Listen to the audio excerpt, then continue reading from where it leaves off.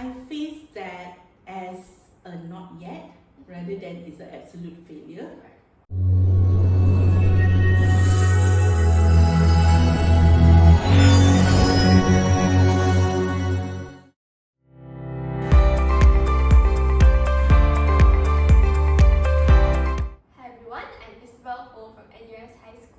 And today we're here with Miss Liyana. Hi everyone, thanks for having me, Isabel. Would you like to start by telling us a little bit about yourself and how you started your journey to guide individuals who are keen to be virtual assistants? I would say that for me it boils down to the need at a particular moment when I was a young single mother back then, looking for an avenue to keep on earning an income while putting food on the table for my young growing children back then. And little did I know that sets me onto a course of exploring the world of virtual and what are the kind of opportunities that it can bring to you. For me, it becomes a start for my entrepreneurship journey, where I got involved into the world of virtual assistants. It is interesting and it is quite an eye-opening journey for me, especially because being myself coming from the mainstream educational background, we do not have exposure to such programming. So I had to self-learn all of these skills, so online free learning platforms like that, to learn how to code.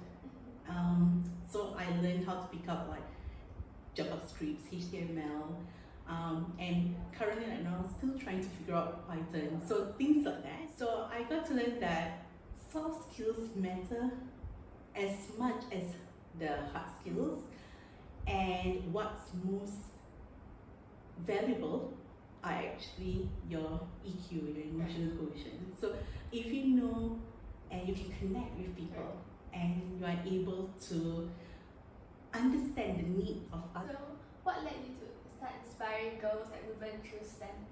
As I went along the way and started growing my business, that was when it inadvertently formed itself into a way that it inspires others.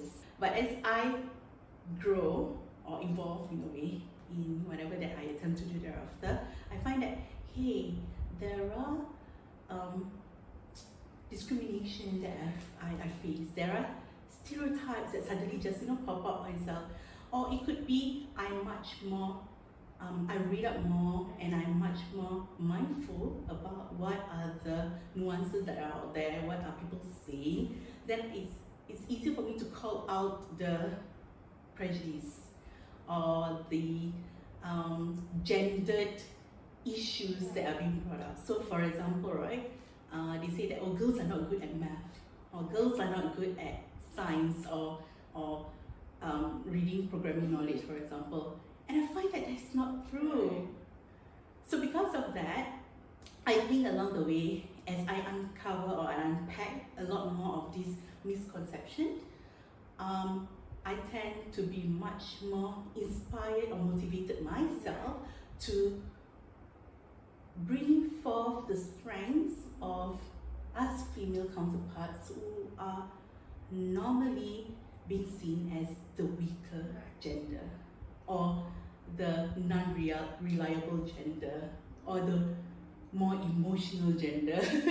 It's all of that are being seen as weaknesses instead of strengths. But I think and I believe that I am paving the way for others to be where they want to be, love to be, in a less harsher environment. Yeah. I think it inspired me a lot. Thank you, Isabel. Hope so. So what are some challenges that you face as a woman in STEM, and how do you overcome them? There are a myriad of challenges, right? So I think if I can quote maybe one or two, will be the disbelief in our skills or our knowledge or our judgments. So I find that in order to be in this journey of the opposite, like not going along with what people think about you or say about you, but more of not proving to them, but proving to yourself what you can do, what your strengths are, is to really strengthen my mindset of being more resilient in facing failures, in facing hurdles, in facing barriers. So when I face all of these challenges, how I will overcome is by acknowledging, embracing that there are there. It could be structural issues, it could be just perception of someone, or it could be just community beliefs which has been embedded in such a long time ago.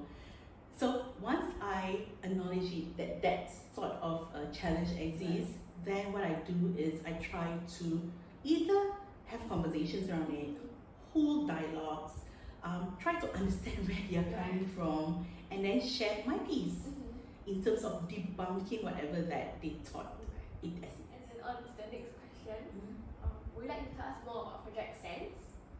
Oh, the current project that I'm with. Okay, so with this non-profit organisation that I'm working at, we are looking towards building a centralised, enhanced new technological system. That's what SENSE are short for, is an acronym actually, for certain users in the social service space.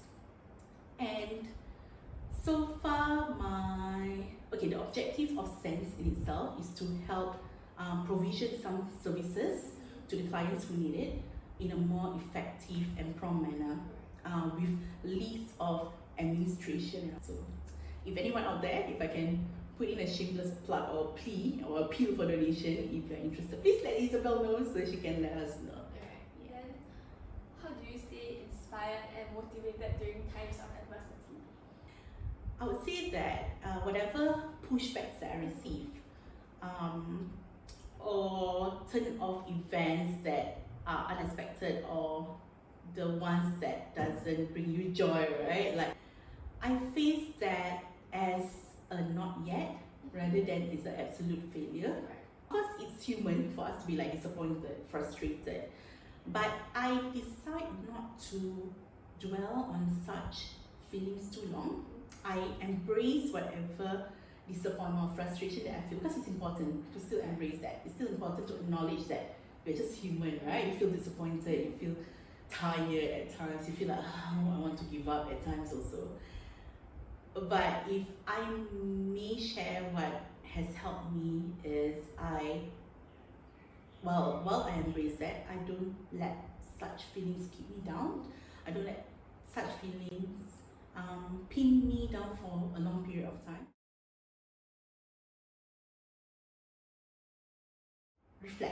Reflect on whatever the feelings that I have. What is the good thing that comes out of it? Does it mean that I have a prolonged timeline now? Does it mean that now, whatever time that I have, I can attribute it or prioritize other projects or other priorities? Can I re-strategize and see what comes out of it? And last question, do you have any advice for young girls going to STEM or looking to go into STEM? I think there are so much advice out there that would say like never give up or have fun or explore what you're passionate in. For me, I think I may share my advice to the young ones who would like to pursue STEM is to not let the naysayers pin you down, and to always begin whatever you're passionate about or whatever you like to attempt with an end in mind. Begin with the end in mind, and whenever you face certain roadblocks or setbacks or barriers or hurdles, always believe that you are one step closer to that end goal that you have for yourself. So even when people say, oh, girls are not good at math or not good at science, or we don't know how to read JavaScript, hey, there are women out there who have done that, and look for that role models so that you can manifest yourself towards that journey. Hope that helps. Yes. Thank you so much. Thank you, Isabel.